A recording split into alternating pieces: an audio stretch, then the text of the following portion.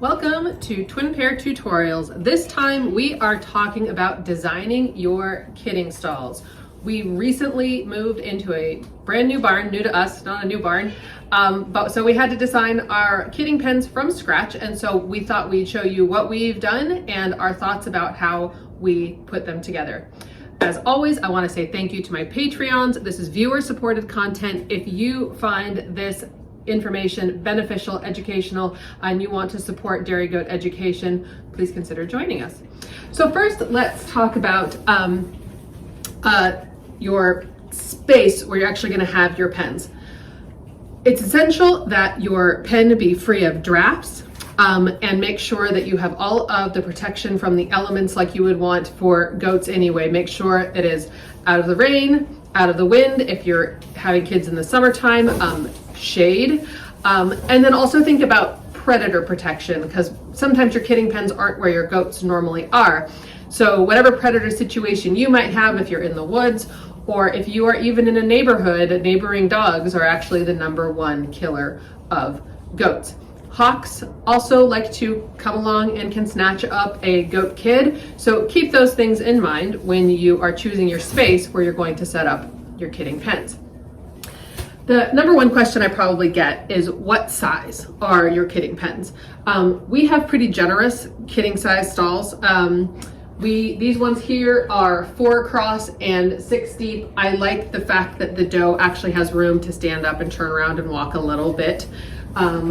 For me, I want to make sure that the pen is large enough for her to be in there and for me to work with her if I need to be in there assisting, whether it's pulling out kids, drying kids off, things like that. So these are pretty generous size. I think a lot of people do more like 4x4, but I'm pretty happy with 4x6. I believe our old stalls were about 4x5. So when you're putting them together, we have these fancy panels here. You don't need to have something as fancy as this for your kidding pens. You could use something like hog panels and T-posts. We like these because they pop together and then you can easily take them back apart when you're done with kidding.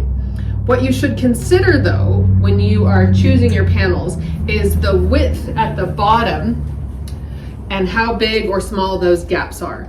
When you have newborn kids, I raise Nigerians, I need those gaps to be quite small because a newborn kid could go right through them. If I find that these gaps on this are too big, I will add some extra paneling to, the first maybe foot or more of that kidding pen. So think about the spacing and make sure it is not too big for a kid to get out, whether your spacing is this way or you have vertical panels with poles like this. So keep that in mind. So you'll see here that we have feeders hanging up off the wall. I really love these feeders. They were custom, so you probably can't get them anywhere. But the reason I like these is because they are away from the kid. They aren't going to cause any kind of chance of strangulation. You will see hay nets in the store that are meant for horses. Those are a huge risk of strangulation for a kid. I also like to make sure that they're securely attached and they can't be knocked off and then therefore fall on a kid. We place these here specifically so I can come in and feed her without even having to get into her pen. Very convenient for me. You'll also see that I have her water here hung to the side of the panel. Note the height of this water bucket.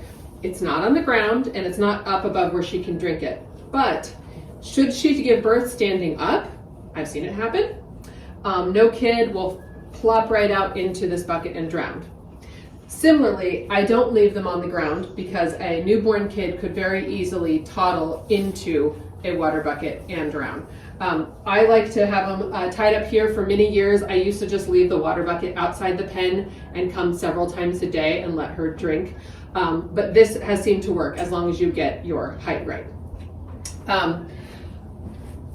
I also here have a mineral feeder that I've just zip tied on here, very easy, because like I said, when we're done with kidding season, we're actually going to tear these back down and reuse these panels elsewhere. So let's talk about heating. That's probably the second biggest question I get, which is, do my goats need heat or do the babies need heat when they're first born or in wintertime? The answer is going to be very dependent upon where you live and what time of year that you kid. I love kidding in January and February, which is the coldest months. Here in Southern Oregon, we've been down to 17 degrees. If we are very chilly like that, I will consider using this heat lamp, or if I have some weak kids who definitely need more warmth, I will use a heat lamp. If I am getting into spring, I may not need to use these heat lamps at all. I do like to give myself the option by putting them here. Note that these are not those little metal disc heat lamps that you see available at the feed store. Those have a very high risk of causing a barn fire by falling off or getting knocked off. These are the Prima lamps from Premier One. They are the only ones I recommend. I love these because this plastic cover it has down here never gets hot. You'll see that we have them on chains that are adjustable. So if we have a kid who's, very small and near the ground and really needs this heat, we can lower this down. Or if it's they don't need much heat, but we want a little bit of warmth, we will have it up higher like this. Note that I put the heat lamps on one half of the stall and not the other half. I didn't put it in the middle. I did that on purpose because you want an animal to be able to get away from the heat if they are too warm or overheated. So I like this, so if kid needs it or mom needs it, they can be right here under this lamp, or if they are too warm, they can be over here in this space. One of the other things I really like about these lamps in particular is they have protection over the cord for the first couple feet. And you'll see that we have these cords going up and away from the goats. Strangulation is a big concern, not just for kids, but goats, they're curious and they really like to get themselves into trouble. So let's talk about bedding. Everybody has a different preference, in my experience, about which bedding they like to use. Part of it will be based upon what type of floor you have in your pens. You might be on a dirt floor. You might be on a concrete floor. You might be, here we have a dirt floor with stall mats on top of it. I'm not 100% sure I'm gonna like the stall mats yet. We're giving it a try.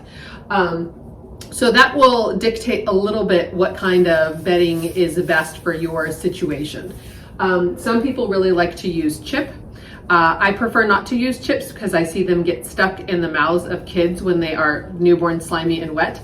I prefer like a barley straw, but also consider how you're gonna clean out those pens on a regular basis, depending on how long your doe is in there and also how messy a birth might be. And always keep in mind that lice does tend to come with a lot of types of straw, so that is something you're going to have to watch out for. So last, I want to talk about cameras. We went many years kidding without having any kind of camera system. I would just get up and go check on the does constantly throughout the night and throughout the day when I knew they were getting close to kidding. Adding cameras was definitely a really big game changer. This doe is in stage 1 labor, and last night I was able to check on her every 2 hours without having to leave the comfort of my bed. And she got to stay in her comfy bed too. There are many good cameras on the market. I prefer to get one that is hardwired so that I can be constantly streaming the video feed to a screen in my house or wherever I am. That means that I can just go about my day and keep an eye on them. If you use a battery operated camera, that's harder to do because it will kill the battery if you are leaving the video constantly streaming. Also consider whether or not your barn has the ability to hit Wi-Fi or not. If you are in a situation where internet, there's just no possibility, you might consider just getting very simple old school baby monitors with just the audio. That can work sometimes if you have a doe who's being very vocal during her kidding, but some can still do it rather secretly. Well, thanks for joining me today on Twin Pair Tutorials. I hope you learned a lot and are getting excited to build your first kidding stalls. You will have some trial and error in figuring out what works best for you and your situation. Thanks for watching.